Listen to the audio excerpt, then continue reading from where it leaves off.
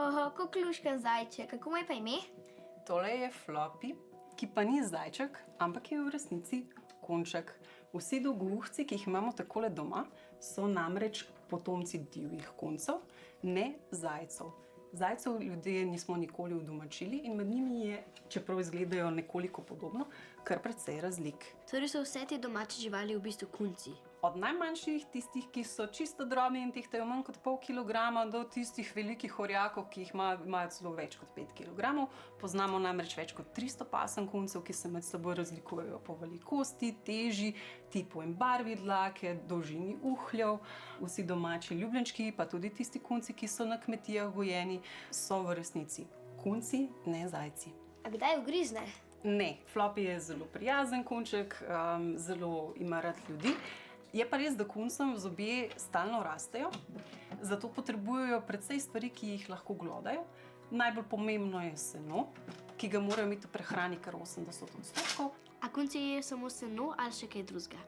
Največ mora biti sena v prehrani, lahko jim pa dodamo tudi kakšne peletke, ampak da tega ne damo v šalčki, ko kunec kar na hitro poje, je bolj zanimivo, da jim tako hrano malo poskrijemo. Poleg tega jim pa lahko seno malo začinimo s kakšnimi suhimi cvetki, koreninicami in to pomešamo v seno, zato da se kunc malo bolj zabava medtem, ko išče hrano. Poleg tega pa kuncem dodamo v hrano tudi kaj svežega. Jaz sem takole pripravila različna zelišča in zelenjavico.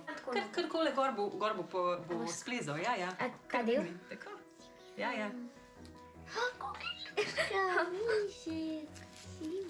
A to je neke vrste igrača, torej se kunci tudi igrajo?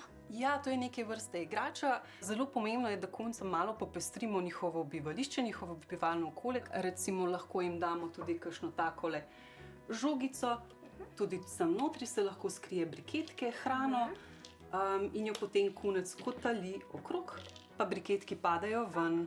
Potem ena taka igračka je tudi recimo kakšna takole pletena preprogica, v kateri potem praskajo ali pa jo lahko tudi poglodajo. Evo je že zelo vesel, ker je dobil novo igračko.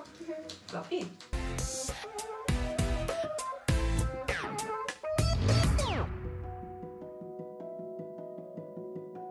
A njemu pa nič ni dolgčas, ko nima družbe? Jaz preživljam veliko časa z njim. Je pa res, da je bolje, če imajo kunci družbo svoje vrste, se pravi vsaj še enega kunčka. Ni pa tako zelo preprosto. So zelo teritorialne živali, zato je treba nove prijatelje počasi spoznavati med sabo v naši prisotnosti na nekem nevtralnem ozemlju, da se spoprijateljijo, vzpostavijo hierarhijo in šele nato lahko začnejo živeti skupaj. A so kunci pametne živali? Kunci so zelo inteligentne živali, celo toliko, da jih lahko naučimo trikcev, tako kot kakšnega psa. Ko je dobre volje, mi zna dati tačko, high five, poda mi kakšno igračko v roko, karte vzame iz roke. Bravo. Pa še številne druge trikce in je to en tak zelo prijeten način preživljanja časa s svojo živalco.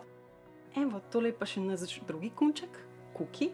Je malo starejši, zato ni skupaj s Floppyjem, pa tudi manjši je, kot vidite. Imata pa različne hiške tvoja kunca. Ljudje imajo včasih kunce kar v takile kletki, kot jo vidite pri Kukiju, ampak to je v resnici samo njegova dnevna sobica, kraj, kjer se počuti zelo varnega in kamor ga zapremo samo takrat, kadar kaj pospravljamo.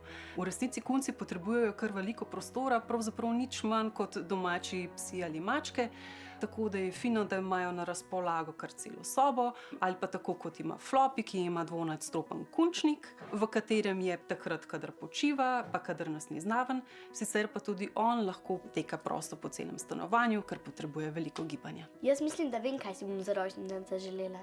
Aha, kunčka bi imela rada, a? Ja, a pa koliko misliš, da je Kuki star? 10-11. Kuki je star 11 let, tako je. Kar pomeni, da odločitev za kunca kot hišnega ljubljenčka ne sme biti impulzivna, ker ne gre samo za darilo za rojstni dan, to je obveznost za 10 let pa celo več. A ti si Kukija dobila že kot dojenčka? Kukija sem dobila, ko je bil star 1 leto, je namreč posvojenček iz zavetišča in tako Floppy kot Kuki sta posvojena. pravzaprav kar nekaj kunčkov potrebuje nove domove, skrbne lastnike, tako da če se že odločamo, da bi kunčka imeli, je fino, da pogledamo v zavetišča, če kakšen potrebuje nov dom in mu ga ponudimo.